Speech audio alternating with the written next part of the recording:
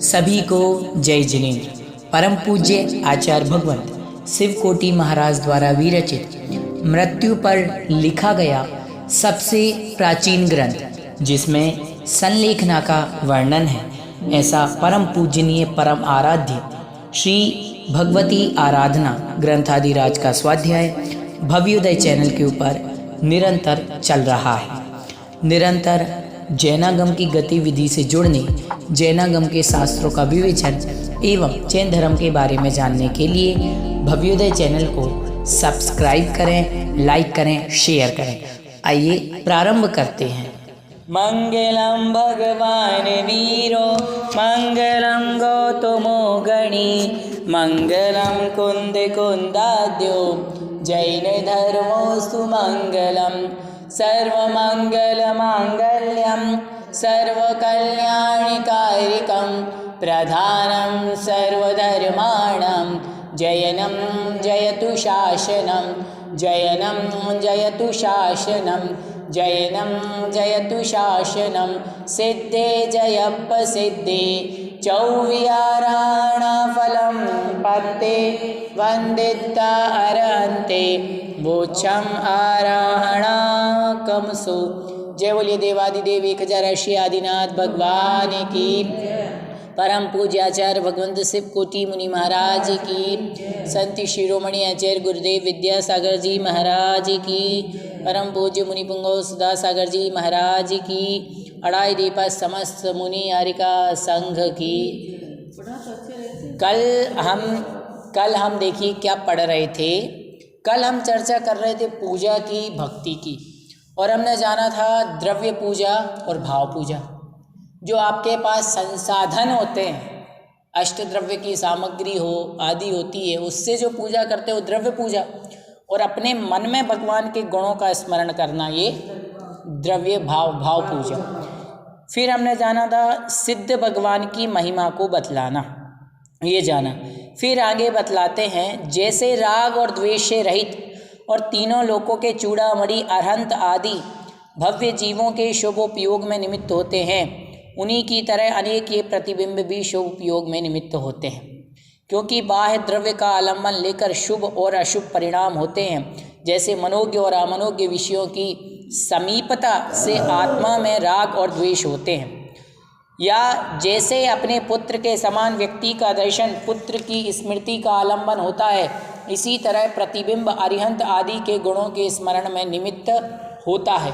यह गुणस्मरण नवीन अशुभ प्रकृति के आश्रय को रोकने में, नवीन शुभ कर्म के बंध में, बंधे हुए शुभ कर्म के अनुभाग को बढ़ाने में, और पूर्वबद्ध अशुभ प्रकृति समूह के अनुभाग को कम करने में समर्थ होता है। क्या कह रहे हैं हम कि जिनेंद्र भगवान का जो जिनबिंब है, अर्थात जिनेंद्र भगवान की जो प्रतिमा, वो हमारे कैसे कर्मों के बंध छुड़ाने में कैसे काम करती है, वो बतलाया कि हम यदि भगवान के इस प्रतिबिंब अरिहंत भगवान का जो हमने प्रतिबिंब यहाँ पर विराजमान किया है, उस प्रतिबिंब के गुण स्मरण करने से, उसके निमित्त से क्या होगा, तो कहते हैं इसके निमित्त से नवीन कर्मों का आश्रय नहीं होगा, नवीन कर्मों का आश्रय रुकेगा। जो हमारे अशुभ कर्म बंधे हुए हैं, उन कर्मों की निर्जरा होगी और शुभ कर्म का बंद होगा। शुभ कर्म अर्थात पुण्य कर्म का तो बंद होगा, और पाप कर्म का क्या होगा, क्षय होगा। यही बात आचार्य भगवंत बतलाते हैं कि इसी तरह समस्त इष्ट पुरुषार्थ की सिद्धि में कारण होने से प्रतिबिंबों की उपासना करना चाहिए। इसलिए बता रहा है कि भगवान का जो जिनबिंब है, इनकी हमारे लिए उपासना करना चाहिए।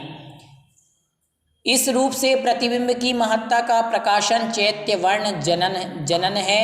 श्रुत ज्ञान केवल ज्ञान की तरह समस्त जीवादि द्रव्यों के यथार्थ स्वरूप को प्रकाशित करने में दक्ष होता है।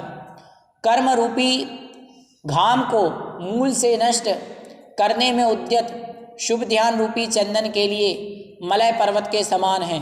अपना और दूसरों के उद्धार करने में लगे हुए शिष्य जनों के द्वारा अंतःकरण से प्रार्थनीय है, अर्थात वे शुद्ध ज्ञान के लिए प्रयत्नशील रहते हैं।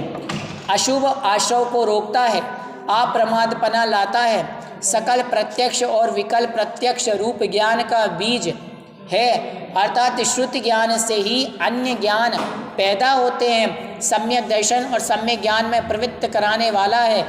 इस प्रकार कथन करना श्रुति ज्ञान का वर्ण जनन है।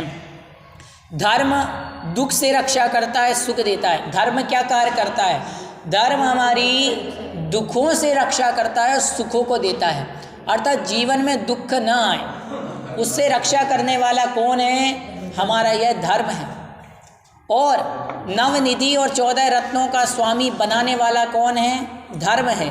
अपने चक्र रत्न के पराक्रम से समस्त राजाओं विद्याधरों को विनम्र करने वाले तथा देवगणों को भी बांधने वाले चक्रवर्तियों को चरणों में गिराता है।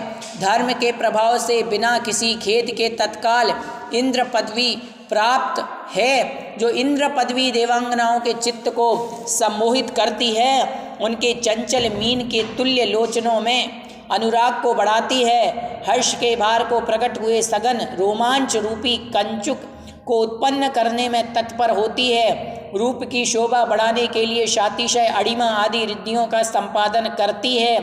सामानिक आदि हजारों देवता अनुगमन करके उसका महत्व ख्यापन करते हैं। निरंतर नवीन तारुण्य उसका आलिंगन करता है।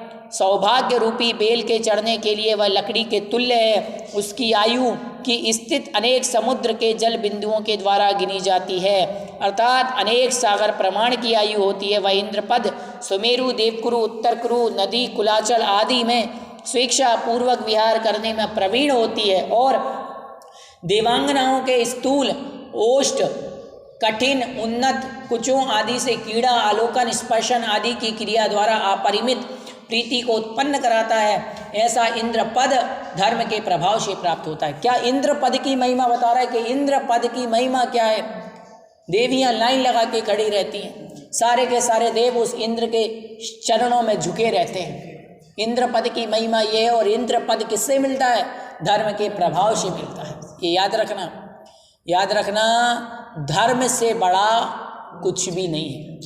जिन धर्मा विनिर्मुक्तो माँ भवे चक्रवर्त्यपि स्याचे टोपी दरिद्रोपी जिन धर्मानुभाषिता की। हे भगवान, यदि हमारे लिए जैन कुल मिले और बदले में यदि गरीब बने, भिखारी भी बने, तो भी समझना कि हमें बहुत सब कुछ प्राप्त हुआ है, क्योंकि जिन धर्म से बड़ी और कोई चीज़ नहीं हो सकती।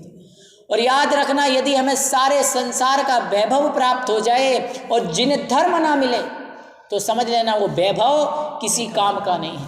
सबसे बड़ा यदि वैभव हमारे पास है तो वो है हमारे देव, हमारे शास्त्र, हमारे गुरु, हमारा धर्म, कि हमें ऐसे धर्म में आने का सौभाग्य मिला जो श्रमणों का धर्म है, जिनेंद्र भगवान का धर्म है। कैसा धर्म?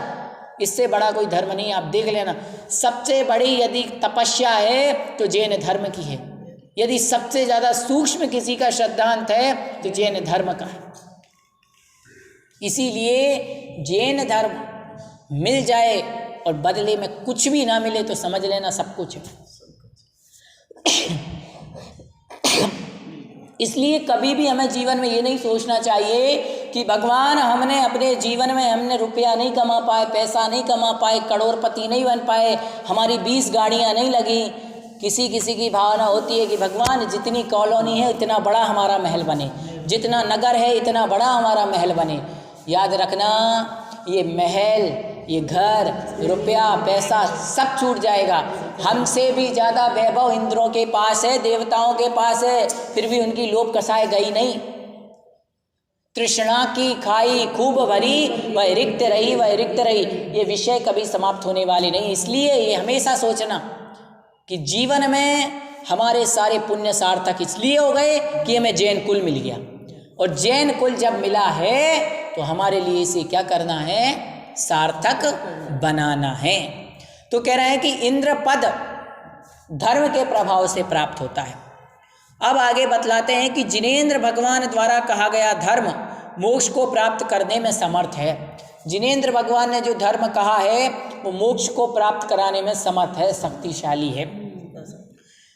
अब कहते हैं जो मोक्ष शरीर को विरूप करने वाली जरा रूपी डाकिनियों के लिए अत्यंत दूर है, वहाँ बुढ़ापा नहीं है, शोक रूपी भेड़ियाँ वहाँ पहुँच नहीं सकते, विपत्ति रूपी वन की आग की शिखा वहाँ नहीं है, रोग रूपी सर्प वहाँ डसते नहीं हैं, यमराज का भैंसा भी अपने खुरों से खंडित नहीं करता, भय रूपी सूकरों का समूह वहाँ नहीं पहुँचता, सैकड़ों संक्लेश रूपी शरब भी वहाँ नहीं रहते, प्रियजनों का वियोग रूपी प्रचंड आघात नहीं है। जो मोक्ष कह रहे हैं कि जो मोक्ष अमूल्य सुख रूपी रत्नों की उत्पत्ति स्थान है वह धर्म से प्राप्त होता है। इस प्रकार धर्म के स्वरूप का कथन धर्म का वर्ण जनन है। क्या कह रहे हैं कि धर्म का स्वरूप क्या है।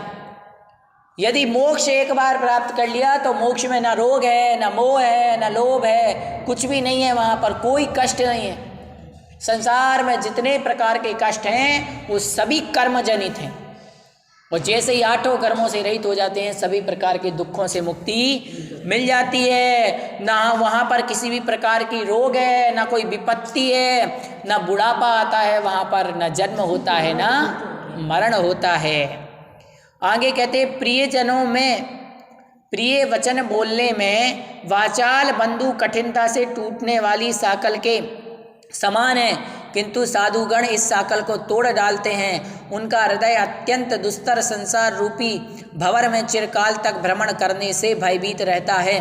चित्त के अनित्य भावना के भाने में लगे रहने से शरीर धन संपत्ति आदि में उनका आदर भाव नहीं होता। जिस भगवान द्वारा कहे गए धर्म के सिवाय अन्य किसी की दुख के समूहों की रक्षा करने में समर्थ न होने से वे उसी धर्म की शरण में रहते हैं। ज्ञान रूपी रत्नमयी दीपक की प्रभा के समूह से उन साधुओं ने लोक रूपी भवन में रहने वाले अज्ञान रूपी अंधकार की परंपरा को नष्ट कर दिया है। उनका यह निश्चय है कि कर्मों के बांधने, उनका फल भोगने में, उन्हें नष्ट करने में हम अकेले ही हैं। चैतन्य आदि असाधारण लक्षण के भेद से हम अन्य सब द्रव्यों के समूह से भिन्न हैं। इस प्रकार वे अन्यत्व भावना में आसक्त रहते हैं, न सुख में आदर भाव रखते हैं, न दुख में द्वेष भाव रखते हैं। साता और असाता वेदनीय कर्म के उदय के निमित्त में मेरा आदर या निरादर होता है। अतः अपने उपकार और अपकार का कर्ता मैं ही हूँ। अपने शुभ और अशुभ कर्मों के निर्माण में मैं स्वतंत्र हूँ। मेरे उसी के द्वारा अनुग्रह या निग्रह होता है। दूसरे विचारे का इसमें क्या दोष है, ऐसा मानकर स्वजन और परजन में भेद बुद्धि करने में उदासीन होते हैं। चहुओर से शक्तिशाली उपसर्ग रूपी भयानक सर्पों से घिरे होने पर भी वे अविचल रहते हैं। भूख प्यास आदि परिचय रूपी महान शत्रुओं का अचानक आक्रमण होने पर भी उनकी चित्त वृत्ति दीनता और संक्लेशता से रहित होती है। तीन गुप्ती का आश्रय लेते हैं। अनशन आदि तप रूपी राज्य का पालन करने में उनकी बुद्धि लगी रहती है। पूर्ण व्रत रूपी कवच धारण करते हैं। शील रूपी खेट में बरसते हैं। ध्यान रूपी अत्यंत तीक्ष्ण तलवार रखते हैं। उनके द्वारा कर्म रूपी शत्रुओं की सेना को वश करने के लिए तत्पर रहते। इस प्रकार से साधुओं के महिमा को प्रकट करना साधु वर्ग का वर्ण जनन है। कह रहे हैं कि साधु क्या होते हैं, क्या साधु की मर्यादाएं होती हैं, वो यहाँ पर बतला रहे हैं कि साधु वो होता है जो अपने हों या दूसरे हों भेद बुद्धि रखता ही नहीं है। भेद बुद्धि से उदासीन भाव मतलब ही नहीं है। आप ये सोचो कि आप साधु संतों के पास बार बार जाएं तो आप उनके अपने हो गए, नहीं। साधु महाराज के लिए क्या कहा गया, चातुर्मास के पश्चात विहार हो जाता है। एकमात्र चातुर्मास ऐसा होता है जिसमें 4 महीने आपको जुड़ने का अवसर मिलता है। ग्रीष्मकालीन में 1.5-2 महीने जुड़ने का अवसर मिल जाए, शीतकालीन में 1-1.5-2 महीने का अवसर मिल जाए, लेकिन उससे आप उनके अपने नहीं बन जाते। क्यों? जब साधु महाराज ने चिंतन कर लिया, जब मेरा शरीर ही अपना नहीं है, अन्यत्व भावना। क्या कहा यहाँ आचार्य भगवंत ने, जल पय जियो जियतन मेला पे भिन्न भिन्न नहीं बेला। दूध और पानी एक साथ रहते हुए जैसे अलग है, उसी प्रकार से यह हमारी आत्मा और शरीर दोनों क्या हैं, अलग अलग हैं। इस प्रकार की विचार कौन रखते हैं, ऐसा चिंतन कौन करते हैं, साधु। और साधु जब ऐसा चिंतन करते हैं तो वो किसी भी प्रकार के रंच मात्र का भी राग द्वेष नहीं रखते। क्या करना, समझ रहे हो? सब जीवों के प्रति मैत्री की भावना, प्रेम भाव हो सब जीवों पर, बस यही भावना रखते हैं। कितना भी उपसर्ग आ जाए, चाहे सर्पों का उपसर्ग हो, चाहे बारिश का उपसर्ग हो, चाहे ठंडी का उपसर्ग हो, चाहे शीत का उपसर्ग हो, चाहे भूख का उपसर्ग हो, चाहे राग का हो, चाहे नाग में रति, स्त्री, चर्या, निषद्या, 22 प्रकार के परिशयों में अभी चल रहे थे। मालूम है कितनी ही भूख लग जाए, पर महाराज ये नहीं सोचते कि आज तो मीठा मिल जाता, आज तो पकवान। ये तो हम ही सोचते हैं कि ठंडी आ गई तो बाजरे का खिचड़ी बना लो, मक्के की खिचड़ी बना लो, और क्या क्या बना लो, लड्डू बना लो, गुड़ के तिली के लड्डू बना लो। बताओ, हम सोचते हैं संसारी जीव, हम तो वही तो कह रहा हूँ, संसारी जीव तो हम भी हैं और अभी महाराज भी हैं संसारी जीव। लेकिन मैं आपको ये कह रहा हूँ कि सोचो हमारी कितनी भोग दृष्टि है, मौसम के साथ हमारा स्वाद बदल जाता है। रसना इंद्रियों में सबसे ज़्यादा प्रबल कौन है? रसना इंद्रिय।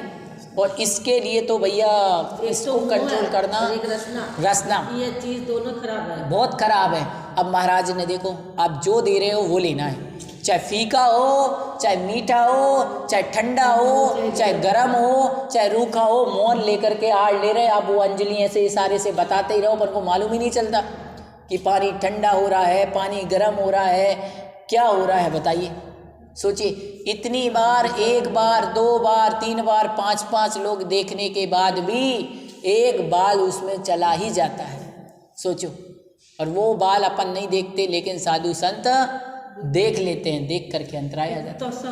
मतलब इतना सा बाल नजर आ जाता है, इतना सा जीव नजर आ जाता है, बहुत चीज आ जाती है। इसीलिए आपको कहते हैं, इसीलिए मैं क्या कह रहा हूँ कि साधु की चर्या क्या है। जैन धर्म में साधु की चर्या सबसे कठिन है, आप याद रखना, सबसे कठिन चर्या सुन लीजिए। और सबसे ज़्यादा कठिन समय मालूम कब लगता है? आहार का समय। जैसे ही महाराज विधि लेकर के निकले और टेंशन चालू रहती है, रास्ते में कोई गाय किसी को न छू ले, रास्ते में कोई जीव मरा ना मिल जाए, कोई चूहा आदि मरा ना मिल जाए, रास्ते में कुछ अंतराय का कारण ना बन जाए, गलती से लाइट ना जल जाए, कोई बच्चा उदम ना कर देवे, कुछ ना कुछ ऐसा रहता है भाई। भोजन बनाते समय कोई कंकर ना आ जाए, कोई पत्थर ना आ जाए, कोई बाल ना आ जाए। सबसे ज़्यादा चिंता रहती है बालों की। क्यों? भोजन बनाने वाली कौन? माताएं। अब माताएं जब भोजन बनाने वाली हैं तो निश्चित रूप से जब भोजन बनाते हैं तो बाल तो वो आएंगे ही, तो बाल तो देखो किसी के भी आ सकते हैं। अब माता जी हमारे तो सफेद बाल किसके ही नहीं, माता जी बोले ये तो मेरा बाल है, तुम्हारे तो अब वो बाल मान लो कहीं चिपका हो, चिपके वो मालूम। और एक बात याद रखना, वो बाल नहीं है, वो कर्म उदय में आया बस। और जब परिचय सेन, जब स्वास्थ्य गड़बड़ होगा, कुछ 19-20 होगा, तब जाकर के वो परिचय उदय में आता है। इसीलिए कहते हैं कि मुनिराज कौन होते हैं, वही परिभाषा बता रहे कि सच्चे साधु कौन है। विषयों की आशा नहीं जिनके, साम्य भाव धन रखते। विषयों की आशा नहीं है, और धन रखते हैं कौन सा? समता रूपी धन को रखते हैं। निज पर के हित साधन में जो निष्दिन तत्पर रहते हैं, अपना स्वयं का तो कल्याण करते ही करते हैं, और दूसरे का धर्म के निमित्त से कैसे अच्छा हो वो भावना हमेशा रखते हैं। स्वार्थ त्याग की कठिन तपस्या बिना खेद जो करते हैं। सोचिए, स्वयं का एकमात्र अल्प सा भी स्वार्थ नहीं होता है, ऐसे ज्ञानी साधु जगत के दुख समूह को आते हैं। ये होते दिगंबर साधु। और वही क्या कहलाता है? साधुओं की महिमा को प्रकट करना। अब आगे कहते हैं आचार्य क्या है, तो कहते हैं आचार्य मोती का हार, मेघ, चंद्रमा, सूर्य, कल्प वृक्ष आदि की तरह उपकार करने की अपेक्षा न करके कल्याण करने में लगे रहते हैं। जैसे चंद्रमा, सूर्य, कल्प वृक्ष ये नहीं सोचता हमारे लिए धूप देने से, रोशनी देने के पहले कि हम उन्हें कुछ देवे, बिना किसी स्वार्थ के उपकार करते हैं, उसी प्रकार से साधु महाराज हमारे कल्याण में लगे होते हैं। आचार्य परमेष्ठी दीक्षा देते हैं, शिक्षा देते हैं, ज्ञान देते हैं। क्यों देते हैं? ताकि हम सभी का कल्याण हो सके। मोक्षपुरी को प्राप्त कराने में समर्थ निर्मल मार्ग में स्थित होते हैं। दूसरे भी विनम्र शिष्यों को मोक्ष मार्ग में लगाते हैं। विस्तृत और अति धवल ज्ञान और महान दर्शन रूपी उनके नेत्र होते हैं। वे कुलीन, विनीत, निर्भय, मान रहित, राग रहित, शल्य रहित, मोह रहित होते हैं। वचन में और तप तेज में अद्वितीय होते हैं। इस प्रकार कहना ये आचार्य परमेष्ठी का वर्णन है। आचार्य परमेष्ठी का स्वरूप बतलाया कि आचार्य परमेष्ठी की महिमा क्या है। कहा गया है कि आप और हम यदि पंच परमेष्ठी की महिमा गाएंगे तो निश्चित रूप से उनकी तरह बन पाएंगे। पहले आपके लिए महिमा गाना पड़ेगी, गुणगान करना। गुणों को प्राप्त करने के लिए पहले गुणों का बखान करना पड़ता है, ये याद रखिए। बस गुणों का जो गुणी है उस गुणी की आपको पूजा करनी पड़ेगी, गुणों की पूजा करनी पड़ेगी जब तक वो गुण हमारे जीवन में नहीं आने वाले। याद रखना। देखिए आप हमेशा याद रखिए, यदि आपको कुछ बनना है ना, यदि आपको डॉक्टर बनना है तो डॉक्टर की बात माननी पड़ेगी। वो सिखाते हैं कि आपको पहले ऑपरेशन ऐसे करना है, आपको इतने नंबर की ये लेनी है, ये चीज़ करनी, ये चीज़, तब जाके बनेंगे। और आप यदि उनकी बात नहीं मानेंगे, उनकी विनय नहीं करेंगे, उनका अनुकरण नहीं करेंगे तो क्या बन पाएंगे? नहीं। ऐसे पूज्य बनने के लिए पहले क्या करना पड़ेगा? पूजा करनी पड़ेगी, भक्ति करनी पड़ेगी, महिमा गाना पड़ेगा, वंदना, स्तुति, आराधना, अर्चना करना पड़ेगा। उपाध्याय श्रुत के अर्थ के ज्ञान होने से वाच्य और वाचक के अनुरूप जिस शब्द का जो अर्थ है वही यथार्थ व्याख्यान करते हैं। उपाध्याय कौन कहलाते हैं? उपाध्याय जो जिसका अर्थ है वही व्याख्यान करते हैं। ऐसा नहीं कि मन से बता दें, ऐसा नहीं चलता कि मन से बता दें। जिनवाणी में जो लिखा है उसका व्याख्यान करते हैं, उसका स्वरूप बतलाते हैं। और क्या करते हैं? निद्रा, आलस और प्रमाद से दूर रहते हैं। हम तो पढ़ने बैठे तो पता चला नींद आ जाए, माला फेरने बैठे तो झपकिया आ जाए। बताओ, सोचने की बात है। लेकिन वो आलस्य का त्याग करते हैं, प्रमाद का त्याग करते हैं, नींद को दूर भगा करके क्या करते हैं? अच्छी तरीके से स्वाध्याय और करते और कराते हैं। और वे अच्छी तरह से चारित्र, अच्छे शील और उत्तम मेधा से संपन्न होते हैं। वे उपाध्याय और उनका व्याख्यान करना, उनका वर्णन जनन। देखिए, जो उपाध्याय होती है उनकी मेधा अर्थात बुद्धि की प्रशंसा की जाती है। क्यों? 11 अंग 14 पूर्वों का ज्ञान प्राप्त करना सरल नहीं है। बुद्धि इतनी तीव्र, इतनी तीक्ष्ण, इतनी पैनी होती है, इतनी सूक्ष्म होती है कि तत्व को, सूक्ष्म से सूक्ष्म तत्वों को पहचान जाते थे। शिवभूति महाराज कुछ नहीं आता था उनको, लेकिन उनको एक चीज़ दे दी, तुस मास भिन्नम, उससे ही कल्याण हो गया और बाद में जाके केवल ज्ञान प्राप्त कर लिया। इसलिए हमेशा याद रखना, शुरुआत एक से होती है। हम ये सोचते हैं कि नमोकार मंत्र आता है, हमें तो और कुछ नहीं आता। बस भैया नमोकार मंत्र आता है, सब कुछ आता है। नमोकार मंत्र में यदि इतना भी आता है, आप याद रख लें, नमो अरिहंताणम, इतना भी आता है तो आपका कल्याण होना सुनिश्चित है। लेकिन बस अंतर इतना है, उसको आप मन से, वचन से, काय से अपना सब समर्पित कर दो, उसमें ही डूब जाओ, उसमें ही लग जाओ, बस और कुछ नहीं चाहिए। अब आगे आचार्य भगवंत बतलाते हैं कि रत्नत्रय की प्राप्ति न होने पर अनादि निधन भी भव्य जीव राशि अनंत काल से मोक्षपुरी को नहीं जा पाती है। उसके प्राप्त होने पर संपूर्ण संपदाएं सुलभ हैं। इस प्रकार मोक्ष मार्ग की प्रशंसा करना वर्णजन है। क्या कह रहे हैं कि अनादि काल से सम्यक दर्शन, सम्यक ज्ञान, सम्यक चारित्र को प्राप्त नहीं कर पाए ऐसे भक्त जीव अनंत काल से मोक्ष जाना चाहती है, परंतु जा नहीं पा रही है। किंतु यदि उन्होंने रत्नत्रय की प्राप्त कर लिया तो निश्चित रूप से उनका मोक्ष जाना क्या है? सुलभ, सरल है।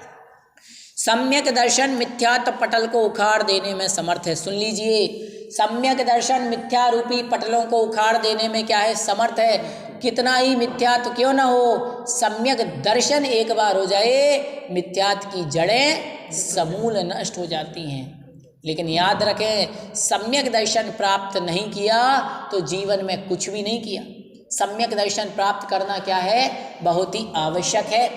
और सम्यक दर्शन हमने प्राप्त नहीं किया तो जीवन में समझ लीजिए हम कुछ नहीं कर पाएंगे।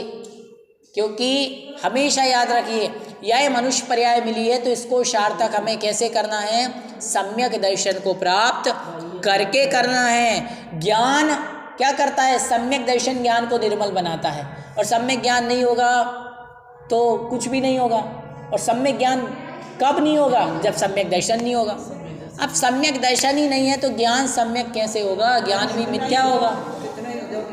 अशुभ गति में गमन से रोकता है। देखो, ज्ञान हो गया तो ये समझ लें अशुभ गति से, सम्यक दर्शन सम्यक ज्ञान हो गया तो अशुभ गति से बच जाएंगे। अशुभ गति से बच जाएंगे तो दुर्गतियों में, नरक आदि गतियों में नहीं जा पाएंगे, अच्छी गति में जाएंगे, मनुष्य गति और देव गति में। क्या कहा तत्वार सूत्र में आचार्य उमा स्वामी भगवती ने कहा, सम्यक्त्वम च, सम्यक दर्शन से देवायु का आश्रय होता है, और बिना सम्यक दर्शन के हमारे लिए प्राप्त होने वाला नहीं है। यदि मिथ्या दर्शन के साथ करेंगे तो संभव है कि हम दुर्गति में चले जाएं। इसलिए हमें क्या प्राप्त करना है, सम्यक दर्शन को प्राप्त करना है। ऐसा कथन समीचीन दृष्टि का वर्ण जनन है। अरहंत भगवान में सर्वज्ञता वीतरागता नहीं होती, अरहंत भगवान में सर्वज्ञता वीतरागता नहीं होती, सभी प्राणी राग आदि और अज्ञान से युक्त होते हैं इत्यादि अरिहंतों का वर्णवाद है। यह मिथ्या दोष लगाना है। हाँ, आप कोई कह दे वे कि भैया अरिहंत भगवान में तो सर्वज्ञता और वीतरागता है ही नहीं, अरिहंत भगवान तो राग और द्वेष और अज्ञान से युक्त हैं, ये सबसे बड़ा दोष है। और केवली भगवान का वर्णवाद करना कौन से कर्म के आश्रय का कारण है, दर्शन मोहिनी। केवली श्रुत संग धर्म देवा वर्णवादो दर्शन मोहस्य, दर्शन मोहिनी कर्म का आश्रय होगा, और दर्शन मोहिनी कर्म का आश्रय होगा तो मिथ्यात्व कर्म आपको डुबो डुबो के डुबाएगा। कैसे डुबाएगा, जैसे आप लोग रसगुल्ला सीरे में डुबा डुबा के खाते और कहते हो बड़ा आनंद आया, ऐसे ही मिथ्या दर्शन आपको संसार में डुबाएगा और आप दुख भोगोगे, नरक में हम दुख भोगेंगे। इसीलिए आचार्य भगवंत कह रहे हैं कि कभी भी भगवान, देखना एक बात हमेशा याद रखना, कई लोग ऐसे होते हैं जो मंदिर नहीं जाते, जो पूजा नहीं करते, पाठ नहीं करते, स्वाध्याय नहीं करते, कोई बात नहीं, मत करो। आपकी श्रद्धा नहीं है, मत करो। यदि आपको भगवान के दर्शन नहीं करने तो मत करो, कोई ज़बरदस्ती नहीं है। लेकिन आप ये मत बोलो काहे के भगवान, काहे का मंदिर, ये तो सब पागलपन है। कौन होते भगवान, ये तो सब, किसी ने ऐसा कहा कि मंदिर जाना, पूजा करना, ये सब ढोंग है। अब आप ये सोचें, आपने कितनी बड़ी बात कह दी। मतलब जो दुनिया में इतने सारे हमारे आदिनाथ, अजितनाथ, शंभोनाथ, अभिनंदन नाथ, जो भगवान की भक्ति करके जिस पथ पर चल के, रत्नत्रय पर पथ पे चल करके मोक्ष को प्राप्त किया, उस पथ का हम क्या कर रहे हैं, अवर्णवाद कर रहे हैं। केवली का, शुद्ध का, संघ का, धर्म का, इन सब का वर्णवाद करने से दर्शन मोहिनी, वो व्यक्ति संसार में भटकता रहता है, कालों कालों अनंत कालों तक भटकता रहता है, लेकिन उसकी मुक्ति का कोई भी रास्ता संभव नहीं होता है। इसीलिए हमारे लिए कभी भी हमेशा याद रखना चाहिए कि हमारे लिए कभी भी धर्म की, केवली की, श्रुत की, संघ का अवर्णवाद नहीं करना चाहिए। आज हम इतना ही पढ़ेंगे। जिनवाणी स्तुति। शास्त्र पठन में मेरे द्वारा यदि जो कहीं कहीं प्रमाद से कुछ अर्थ वाक्य पद मात्रा छूट गई, सरस्वती मेरी उस त्रुटि को कृपया क्षमा करें और मुझे कैवल्य धाम में मां विलंब धरें। जय बोलिए आचार्य भगवंत शिव कोटि मुनि महाराज की जय।